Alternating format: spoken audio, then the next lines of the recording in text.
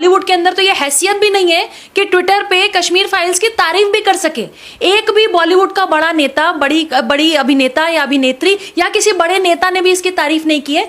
दो चार जो राष्ट्रवादी लोग हैं, जो राज्य हैं, अभी कल उत्तर प्रदेश सरकार ने भी इसको टैक्स फ्री किया, मध्य प्रदेश की सरकार ने भी टैक्स फ्री किया, लेकिन बॉलीवुड के किसी भी बड़े महानायक या बड़े एक्टर, बड़े एक्ट्रेस ने कश्मीर फाइल्स की तारीफ नहीं की है। लेकिन मैं जिस तरह से कपिल शर्मा को लेकर इस समय बात हो रही है, सलमान खान को लेकर बात हो रही है, क्योंकि कपिल शर्मा जो शो है सलमान खान प्रोड्यूस कर रहे हैं, कैसे देखते हैं उन्होंने जब इस मूवी को प्रमोशन नहीं किया?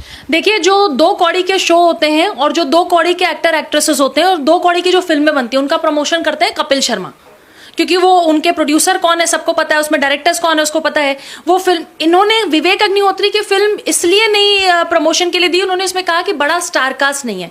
जो लेजेंडरी फिल्में होती हैं उसका प्रमोशन भी कोई लेजेंड करता है। तो आपको पता होगा कि कल भारत के प्रधानमंत्री ने अपने संसदीय दल की बैठक में सबसे पहले तारीफ की है कश्मीर फाइल्स की। तो जिस पिक्चर का प्रमोशन स्वयं देश का प्रधान नायक प्रधानमंत्री कर रहा हो, उसके प्रमोशन के लिए, कश्मीर फाइल्स के प्रमोशन के लिए कपिल शर्मा जैसे दो कौड़ी के शो की जरूरत ही नहीं है। शो की जरूरत नहीं, लेकिन द कश्मीर फाइल्स को लेकर एक जो चर्चा है कि जो थिएटर्स हैं उनके बाहर इस समय पुलिस बिठाई जा रही है।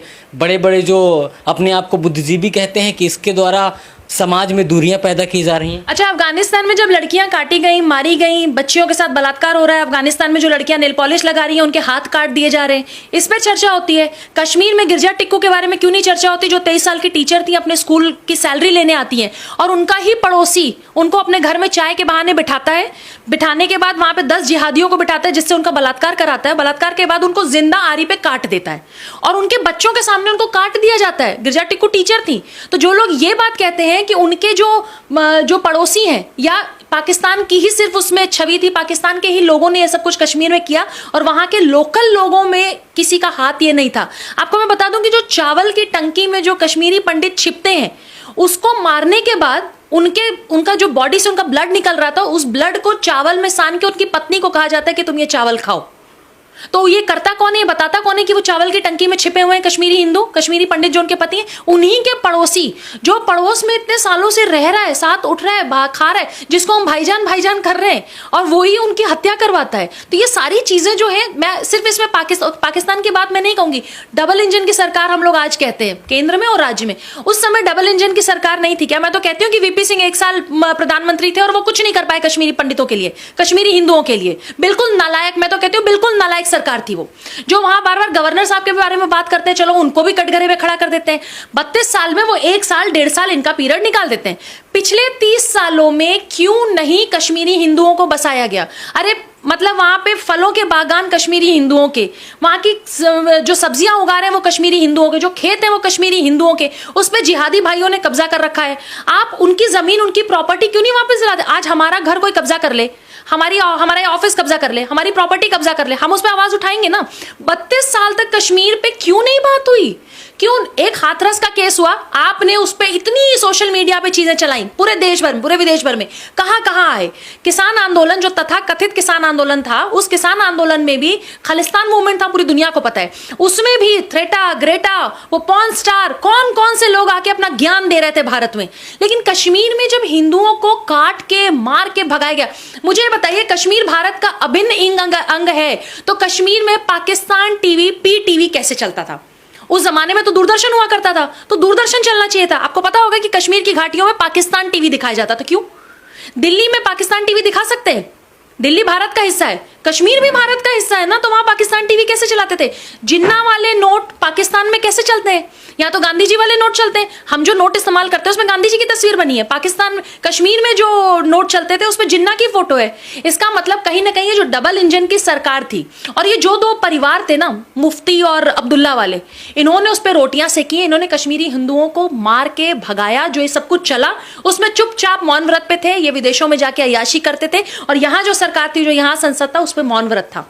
आप कल्पना नहीं कर सकते किसी के बच्चे के सामने उसकी मां को नंगा करके जब उसका बलात्कार होता है, और इस बारे में हम चर्चा भी ना करें। इसमें कोई फिल्म बनी तो फिल्म में रिलीज मत होने दो, लोगों को सच मत जाने दो। जिनकी हिम्मत है वो 19 जनवरी को जंतर मंतर पे जाया करें, जहां पे सारे कश्मीरी हिंदू इकट्ठा। जिस तरीके से अफगानिस्तान से बहुत सारे परिवार भारत भाग के आए, आज उनको शरण मिला, आज वो नौकरी कर रहे हैं, जगह जगह रह रहे हैं। कश्मीरी हिंदुओं को तो टेंट के अलावा कुछ मिला ही नहीं। मतलब जो कश्मीरी हिंदुओं के पास अपना घर, अपना मकान, सब कुछ था, उनको रातों रात कहा गया कि तुम छोड़ के भागो। और कश्मीरी हिंदू भाग जाएं लेकिन अपनी बेटियों और अपनी पत्नियों को छोड़ के जाएं। क्यों? तुम्हारे बलात्कार के लिए। और 32 साल से सच छुपा हुआ है, हम इसको बताएं ना, इस पे पिक्चर ना बने। और जब पहली बार पिक्चर बनी है तो उसके बाहर लोग पुलिस वालों को खड़ा कर दे रहे हैं ताकि बवाल ना हो। चलो सेफ्टी सिक्योरिटी के लिए कर रहे हैं।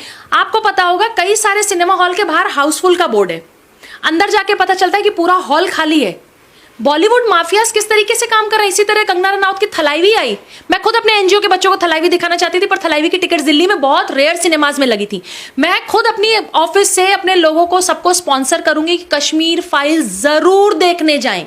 और जो लोग बहुत भाईचारे की बात करते हैं उनसे पूछा जाए कि कश्मीर में क्या कश्मीरी हिंदू जब वापस जाके रहेंगे तो उनको सेफ्टी सिक्योरिटी से वहां के भाईजान लोग रहने देंगे? ये बहुत बड़ा सवाल है। लेकिन मैम ये जो बात आप कर रही है, प्रोपेगेंडा कह रहे हैं कि जो पूरी की पूरी मूवी आई ये हिंदू कट्टरता को बढ़ाने की कोशिश की जा रही है, अल्पसंख्यकों को दबाने की कोशिश की जा रही है, जो बुद्धिजीवी है। एक सेकंड, कैसी बात कर रहे हैं आप, मुझे जरा बताइए। देश की आज़ादी के समय इस देश में 7 करोड़ मुसलमान थे। आज हमारे पास 30 करोड़ मुसलमान हैं। बहुत सारे मुसलमान बच्चों को मैं खुद पढ़ाती हूँ, लिखाती हूँ, बहुत सारे बच्चों को मैं स्पॉन्सर करती हूँ। मुझे बताइए कि जो एक आबादी है वो बढ़ रही है, खा रही है, पी रही है, वो हिजाब पहने न पहने, वो मस्जिद जाए न जाए, वो पूजा करे, उसकी मर्जी। हमारे देश में हर मुसलमान स्वतंत्र है, उसको जो पढ़ना है, हिंदी पढ़ना है, उर्दू पढ़ना है, अंग्रेजी पढ़ना है। लेकिन क्या कोई मार के भगा रहा है उनको? मार के तो अफगानिस्तान में भगाया ना। अफगानिस्तान से लोग भाग के आए ना, यहाँ पे तालिबानियों की बर्बरता से भाग के आए ना। तो कश्मीर से जब कश्मीरी हिंदुओं को मार के भगाए, और ये बिट्टा कराटे और जो लोग भी हैं ये इंटरव्यू देते हैं, बड़े बड़े इंटरव्यू चलते हैं जिसपे खुलेआम कहते हैं कि हाँ मैंने इतने कश्मीरी हिंदुओं को मारा, स्थानीय लोगों ने मेरी मदद की। जो गुनहगार है वो कई साल तक जेल नहीं जाता है, वो बलात्कार करता है, वो लड़कियों के कपड़े नोचता है, उनके अंग नोचता है, बलात्कार करने के बाद उनको जिंदा आरी पे काट देता है, छोटे छोटे बच्चों को लाइन में खड़ा करके गोली मार दी जाती है। चर्चा ना हो इस बारे में। तुम्हें बलात्कार करने में शर्म नहीं आई, तुम्हें लोगों को मार के भगाने में शर्म नहीं आई, हम इस बारे में बात कर रहे हैं तो उसमें शर्म आनी चाहिए हमें। इसको हम सेक्युलर कहते हैं।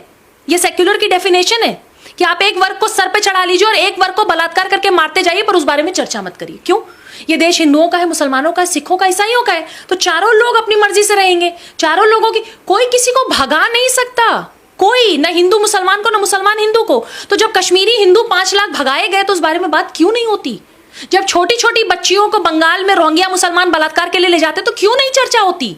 सिर्फ कश्मीर की बात नहीं है, यही बंगाल सीए का जो प्रोटेस्ट था जो दिल्ली में हमने देखा, वो एक छोटा सा हिस्सा है जो कश्मीर में हुआ, वो एक छोटा सा हिस्सा है जो अफगानिस्तान में हुआ। आप अगर अभी भी आवाज नहीं उठाएंगे तो यकीन मानिए जो कश्मीर में हुआ, जो बंगाल में हुआ, जो पीएफआई पूरे देश में कर रहा है, जो आतंकी संगठन पूरे देश में कर रहा है, ये पूरे देश में हर राज्य में होगा।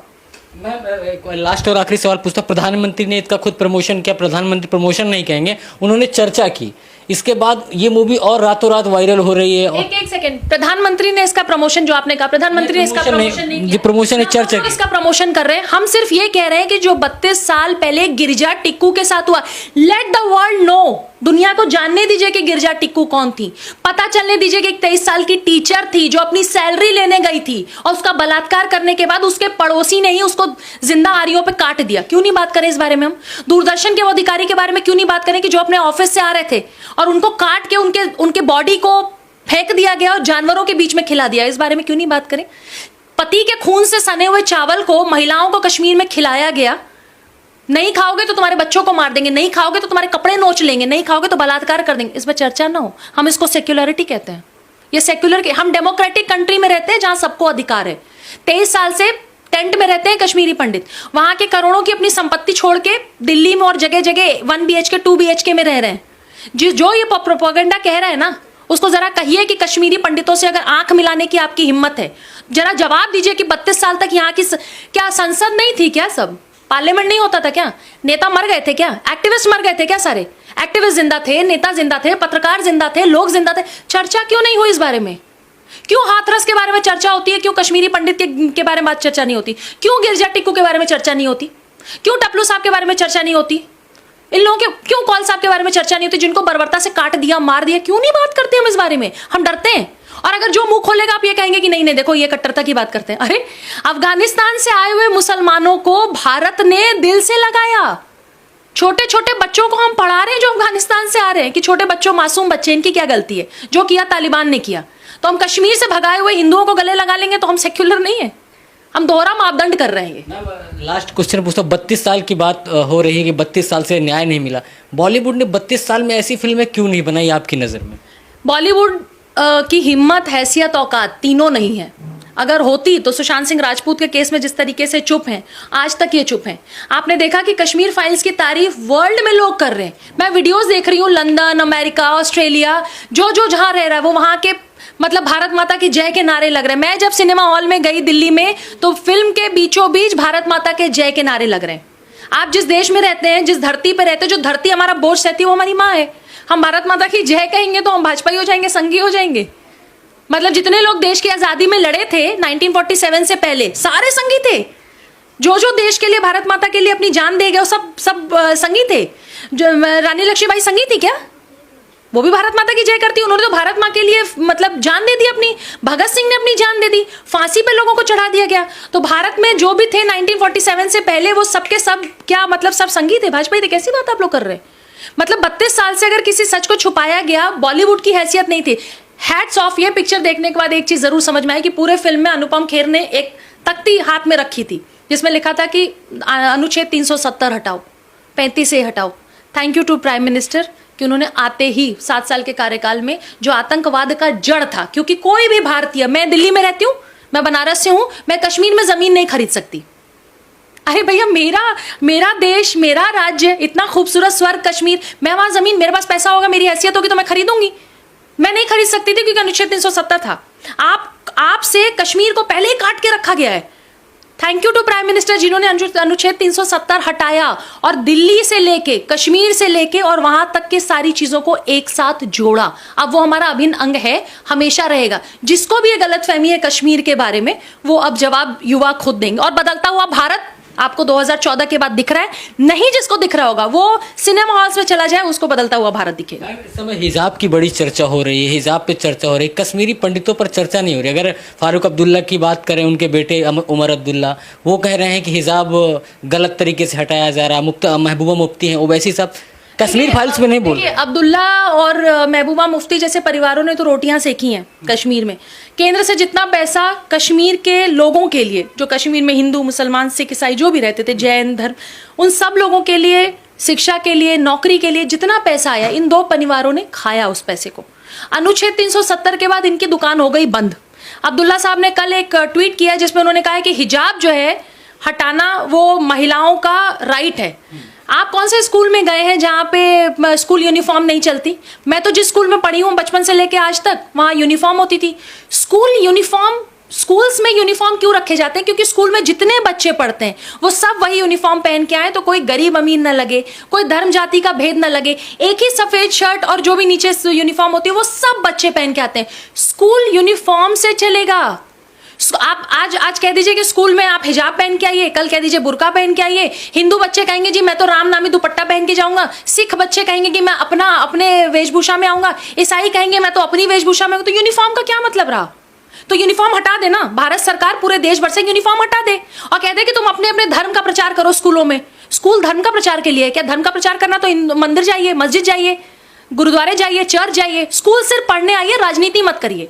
और हिजाब से और किसी भी ऐसे चीजों से वुमेन राइट्स की बात मत करिए। अब्दुल्ला साहब की हिम्मत हैसियत नहीं थी कि जब तालिबानी जो है अफगानिस्तान में काटते मारते तब वहां नहीं बोलते, तब उन मुसलमान बच्चियों को जब काट दिया जाता है, मार दिया जाता है, तब वहां बोलने नहीं आते। ये वो लोग हैं जिन्होंने अनुच्छेद 370 के अंडर में पूरे कश्मीर का पैसा खाया है। ये वो लोग हैं जो 5 लाख कश्मीरी हिंदुओं को भगाने का श्रेय जिनको जाता है। ये डबल इंजन की सरकार जो वहां थी, इन्होंने उनको भगाया है। मैं तो कहती हूँ कि इनकी प्रॉपर्टी सीज करनी चाहिए। इन्होंने जितना जनता का पैसा खाया वो सारी प्रॉपर्टी सीज हो और 5 लाख हिंदुओं में बांट दी जाए प्रॉपर्टी, क्योंकि हिंदुओं की प्रॉपर्टी तो ये जिहादी लेके बैठे हुए हैं वहां पे। बागान किसी और के, जमीन किसी और का, घर किसी और का, रह कोई और रहा है। मतलब पेपरों पे नाम बाप दादाओं का है, रह कोई और रहा है। कैसे भाई? केंद्र सरकार से भी कहूंगी कि ये कश्मीर फाइल्स आने के बाद ये अच्छा समय है जब आप वहां पे जो कश्मीरी हिंदुओं हैं आप उनको बसाइए, उनकी प्रॉपर्टीज, जिसका जो अधिकार है उसको दीजिए ना। जिसने जिस आंगन में अपने पिता के साथ, अपनी माँ के साथ वो खिड़की, वो आंगन, वो घर, आप उनका वापस करिए। तब मानेंगे कि हाँ, मतलब हमें उम्मीदें भी हैं। देखिए, हमें उम्मीदें भी हैं सेंट्रल गवर्नमेंट से।